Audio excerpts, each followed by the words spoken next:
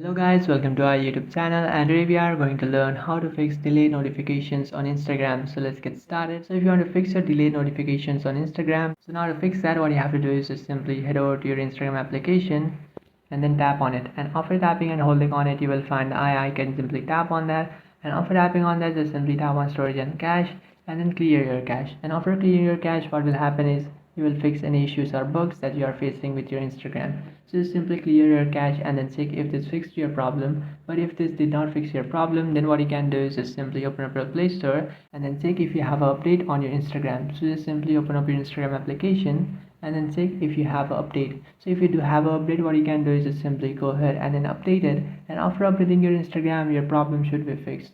Because if you have not updated your Instagram, then you will not find any new features or new bug fixes that have been added, and you will face some problems like delay notifications and lags or issues. So what you can do is just simply update it and this should fix your problem. So just simply go ahead and then do this. This should fix your problem on Instagram. So that's it guys. This is how to fix delay notification on Instagram in 2024. If you find this video helpful, don't forget to like and subscribe to our channel. If you have any doubts, feel free to comment below. Thanks for watching.